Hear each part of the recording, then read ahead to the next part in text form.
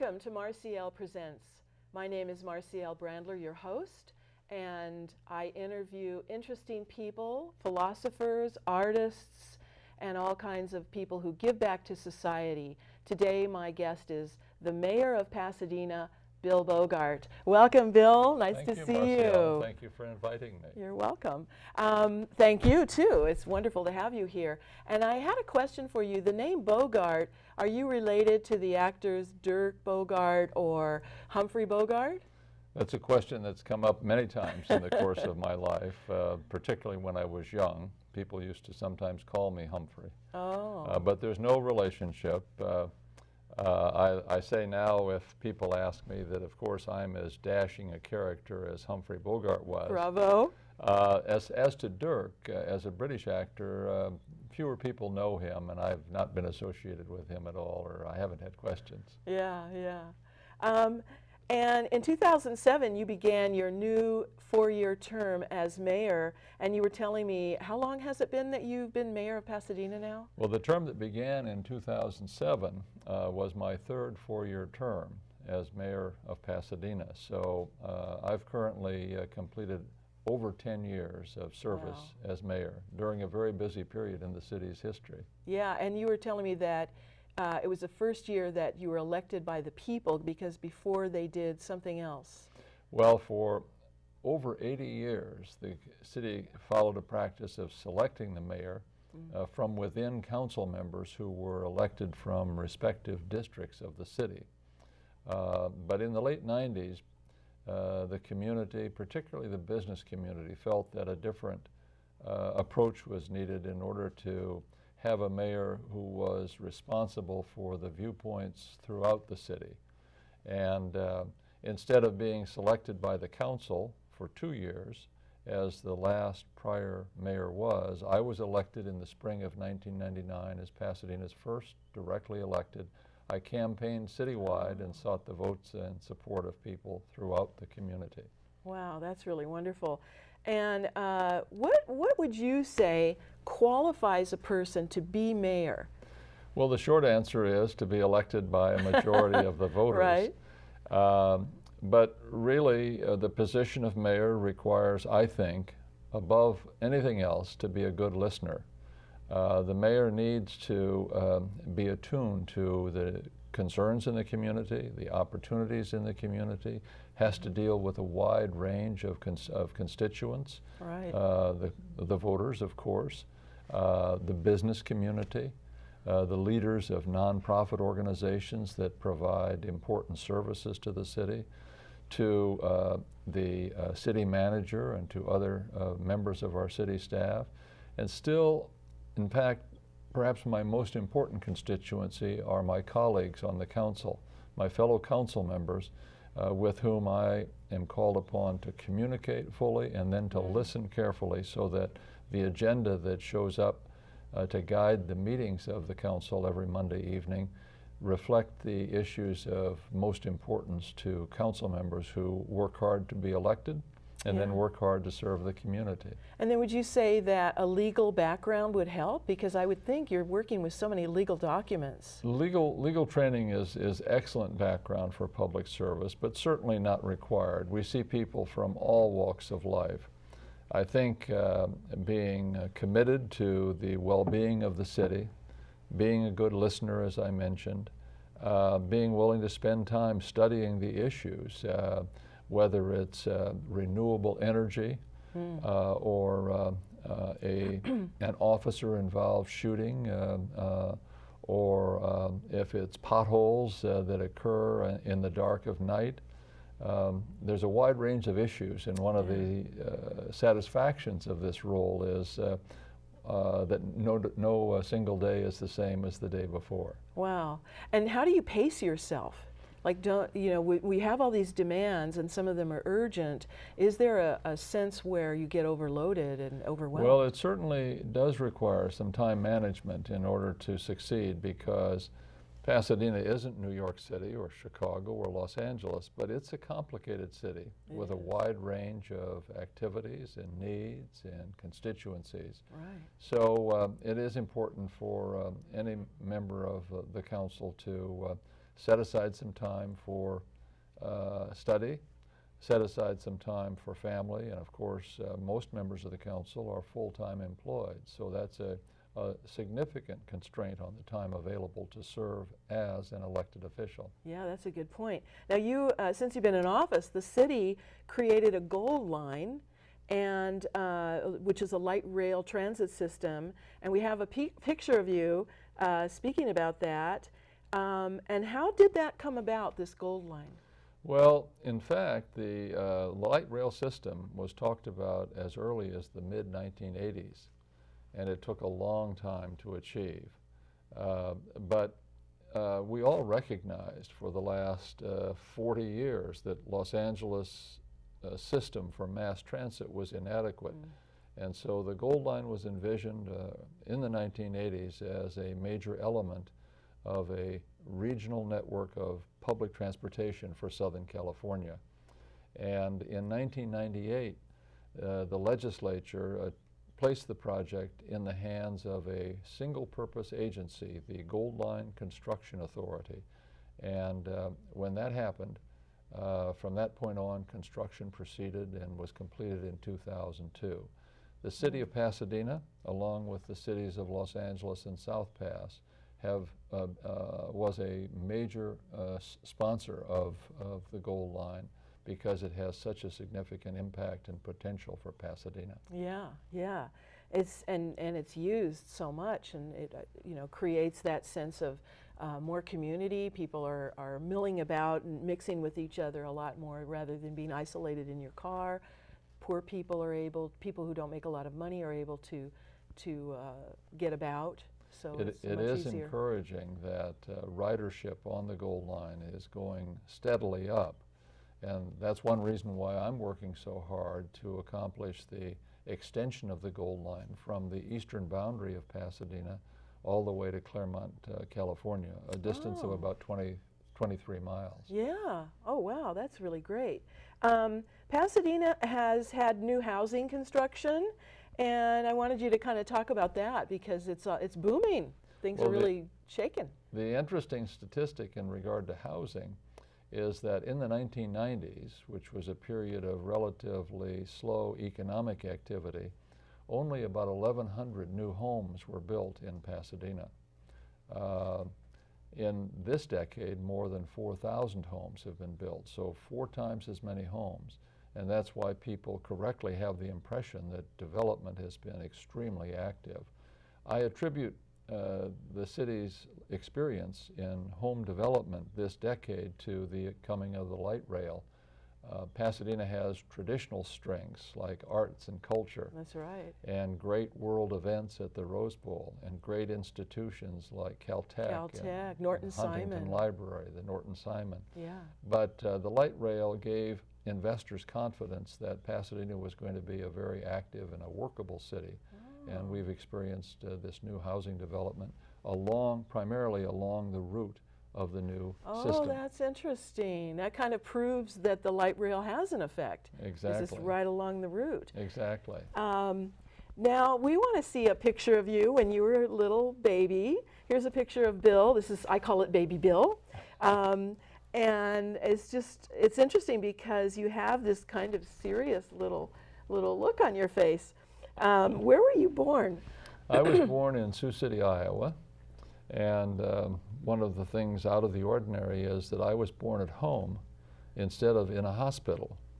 And my parents told me that my birth came up sort of suddenly, and so the doctor was called to our home to deliver.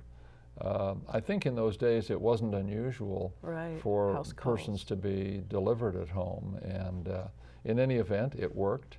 And we lived in that home all of the time that I was a member of Sioux City, Iowa, until I went off to college. And then my parents' circumstances changed and they bought a smaller home. Oh, and that picture, you were 4 months old, and the note said that this is when you met your Aunt Catherine. Yes, she was visiting from Ames, Iowa. Oh. What did your parents do? My mother was a homemaker, but she worked hard to supplement our income by establishing a beauty salon in one corner of the house. So for many years, she fixed hair to help with the family budget. My father was a salesman. He sold dairy products at one stage, and then during all of my conscious youth, he was a Wonder Bread salesman. Oh my goodness, a Wonder Bread salesman. Outside the city for long routes, 6 days a week. It was a different time economically, and in terms of the practices of week-to-week work. And that was in the days when the milkman would come to your door, and, That's true. You would go out and get your milk. What was it like living in Iowa in that time? It seems like Sioux City, Iowa was a simple way of life as compared with today, particularly in Pasadena and Southern California, where life is intense and active with lots of traffic. In fact, when I go back to Sioux City to visit friends, and my family no longer is present there, I'm surprised at what a manageable lifestyle it still is. It's quite a different lifestyle from Southern California. Yeah, and I think too, you know, a person can be living in California and still have a quiet life. It depends on what, you know, sort of what you do with your life. That's true. Would you say that when you were growing up, you were shy or inquisitive, or what kind of person were you as a little boy? I think when I was born, or when I started interacting with people at 4 and then at 6 and 8, I was shy. But over time, I became more outgoing. I was never a student leader or active in student affairs as a student, even in college. It was only when I came to Pasadena and was drawn into activities of the neighborhood association that I started regularly speaking to large groups. And in fact, in the 1970s, I appeared before the city council from time to time to advocate for interests of Southwest Pasadena. Is that because maybe something inside you saw a need, and so even though you were this kind of shy, I don't know if you want to say retiring person, you said, well, no, this needs to be done, and I'm the person to do it, and so it kind of brought you out of your... Well, certainly, I think that there's been something in my thinking and in my heart that says serving the community is worthwhile. A combination of need, like being called into neighborhood association activities and other activities, plus success as a student. I was fortunate enough not only to attend college, but to attend law school. And as I had success of that kind, I became more confident in speaking to large groups. Yeah. And you were also went into the Air Force, and we have a picture of you in the Air Force. And it's interesting because my dad was also in the Air Force, and that's where he met my mom at Norton Air Force Base. And they always tell the story how Mom and Dad met. And what did you do in the Air Force? You were captain. I was at the end of my service. I was a captain. I'm a captain in the reserve, inactive at the present time. But I was commissioned in the Air Force as a college graduate and went on and spent time training as an air weather officer. And then after my training as an air weather officer, I moved to Casablanca, Morocco, where I spent the balance of my military service forecasting the weather as part of a team of air weather service personnel and briefing air crews on flights, not only to the United States and to Europe, but on flights to Eastern Europe, where in those days there was a war preparedness program in effect. Yeah. And then you were, you went to Loyola Marymount College. Yes. And what did you study there? And that's here in Los Angeles, right? Yes, it is. I studied English, literature, and philosophy. Oh. Loyola is a Jesuit institution, and in those days, the curriculum was rather fixed. I've always felt that background in the humanities, in literature and in philosophy, and of course I studied history and I studied French, has served me well, even though when I finished my military service, I went directly to law school and spent the bulk of my career in a fairly technical kind of work, but the other was complementary to an interesting lifestyle. And was that a private school, like an all-boys school, or what was that like? It was an all-boys school at the time. Yeah. Since then, since my graduation from Loyola, it has merged with Marymount University, Marymount now College. It's called Loyola Marymount. Now it's called Loyola Marymount. Yeah. So it's coeducational. Coeducational. Is that the one that's on Western? The principal near campus AFI? is in Westchester on West 80th Street. Oh. And it sits above what used to be the Hughes Aircraft operation in West Los Angeles. So that's kind of near Culver City area. Exactly. Oh, okay. I was thinking it was, because there is a Loyola Marymount, and I don't know if it's a high school, near the American Film Institute on Western. I think, I don't know Loyola High School well. In other words, I've not been there, but I think that's the location of Loyola High School, which is traditionally a school that draws many young people from Pasadena, from the entire region. It's supposed to be a very good school. It's a good school. Yeah. I taught Catholic school, and they're very, very strict and protect the kids, and it's very, very good for the kids. And then you graduated from the University of Michigan Law School. What year was that? Do you remember? It was in 1965. 1965. And I came, at that point, not only was I married, but we had 3 children at the time. And I came to Southern California and joined a Los Angeles law firm where I spent more than 20 years practicing law. Okay. And this is there's a picture of you as a college student. And I wanted to ask you too, not only in your travels as a mayor, but just in general, have you met any interesting people that have impressed you? I have a lot of fun meeting interesting people, no question. Pasadena is not the biggest city in the nation, as we said before, but a lot of interesting people, just in my role as mayor, come through the city. A lot of generals counsel from various countries, sometimes ambassadors from all corners of the world.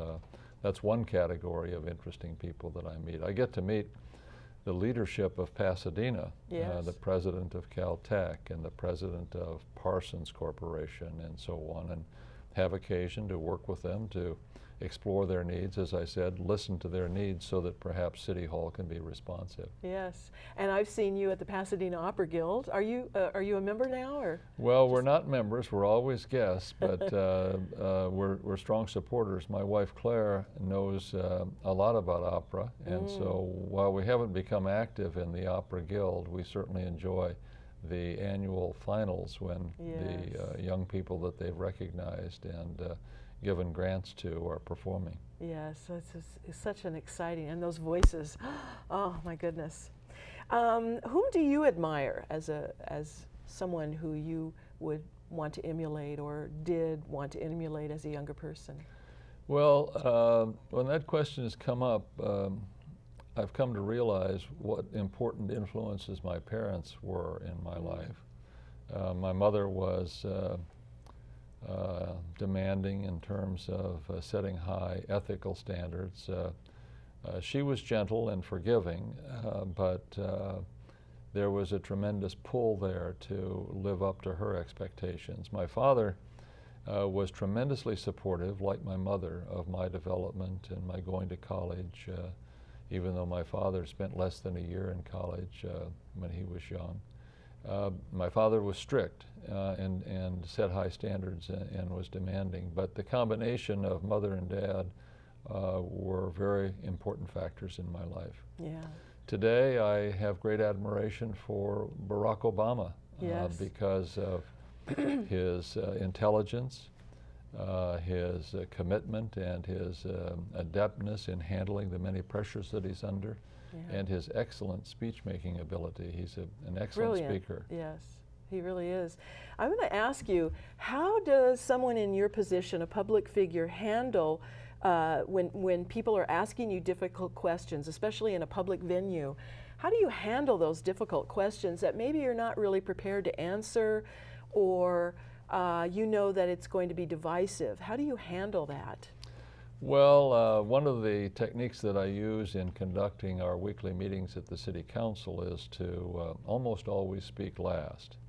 I encourage my colleagues on the council to bring forth their views and their suggestions, and then that avoids my having to stub my toe and clashing with someone because I'm so far afield. It's not that I don't bring my values and my goals to my city work, but as chairman, as the mayor, it's important that I not unnecessarily ruffle feathers as we can continue. So I carry that to other settings where I certainly always express or reflect respect for the views of others, even if they're strongly in disagreement. And if I don't know something, at least at this stage, maybe when I was younger it was more difficult, I'm not afraid to say, I don't know. Yeah. I'll study it and I'll get back to you, and then I try to do that. Yeah, and I think that's really important. Have you changed as a person because of your role as mayor? Have you felt the sort of a shift in the way you would do things? Well, obviously, after being mayor for more than 10 years, when I'm out for an evening with my wife at a restaurant or at a party, people relate to me a little differently because there's a high level of recognition of me as mayor. I hope I haven't changed, and I hope that people view me as no less down to earth, no less willing to be informal and to be open in my reactions. I do have a reputation for getting around the community, and that's based on almost never staying in one place very long. So the time that my wife and I go to a party and stay from start to finish is much less frequent today than it used to be, simply because people are kind enough to want me to stop by other events. Yes, yeah. You had a private law practice farther back in your career, and what were you doing then? My law practice involved business and financial matters. I represented companies that were engaged in mergers and acquisitions. I advised boards of directors of corporations. I assisted in transactions when corporations were raising funds, like through public offerings of securities or through private placements. So I was essentially a financial services attorney. Oh, wow, okay. And I know that we were talking earlier about that you're very big at supporting the arts. And for me, being a poet and former singer-songwriter, I really appreciate that. And what are some of the projects that are happening now where you're supporting the arts? Well, there are two organizations that I'm happy to mention. I'm glad you asked that question. One is the theater group that was established about 18 years ago in Glendale, called A Noise Within. Oh, yes. It's a Southern California institution. It's been located in a nice building on South Brand Boulevard in Glendale all these years. They're coming to Pasadena. Oh. And they expect to have their first season in the spring of 2011. They'll be located in an historic building in East Pasadena, adjacent to the Sierra Madre Light Rail Station. They'll have a 350-seat theater, administrative offices, classrooms, and conference rooms where they will welcome regularly young people from Pasadena schools and schools throughout the region. Bravo! It's a great organization. The other one that I'm excited about is Red Hen Press. Yes, we were talking about that, yes. Red Hen Press has a record of about 8 or 10 years. They've published lots of literary books. Very beautiful. And high quality. Yeah. It's a small operation, and they're taking offices in Pasadena on El Molino and Union in the block where Vroman's bookstore is located. So it's a perfect location for them. And they'll be conducting poetry readings at I have to find out about bars that. and restaurants and other venues throughout the city, and enriching our community in other ways. Wonderful, yes. Yeah, I know Red Hen Press, and several friends of mine are published in Red Hen Press. It's very respected among poets and writers. You were talking about reforming the schools, public schools, and how is that happening? Well, some people say that Pasadena is a city of strengths, except with respect to public schools. And there's a long history of Pasadena public schools. I think everyone acknowledges that they don't perform at the level of success in the classroom that we would all want and take pride in. Yeah. So throughout my 10 years as mayor, I've worked hard to support the public schools, not in financial terms, because the city and the school district are separate legal jurisdictions, and the funding that comes to those agencies must be used for the benefit of the constituents of each agency. But we cooperate in many different ways. For example, we are providing at city cost public safety services through a team of 6 or 8 police officers who spend their time on the campuses of PUSD to provide role models and to assure that the security of all the students is maintained. We use facilities. We have arrangements with Pasadena schools to, say, use city funds to improve tennis courts in exchange for the opportunity for members of the community not associated with the school to use those tennis courts in evenings and on weekends. Oh, that's wonderful. I wish we could talk more. We have so many more things to talk to you about.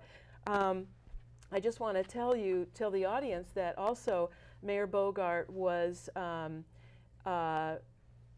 there's a city in China called Xizheng, and we have a picture, and he's talking to a man and woman, and it's our sister city, Pasadena's sister city, and the last picture that we have is Mayor Bogaard with the Rose Parade, and we just want to tell our readers that beautiful Pasadena is beautiful partly because we have this wonderful mayor, Mayor Bogaard, and I just want to tell everyone that to have a happy holiday, and my name is Marcielle Brandler, your host for Marcielle Presents. Thank you.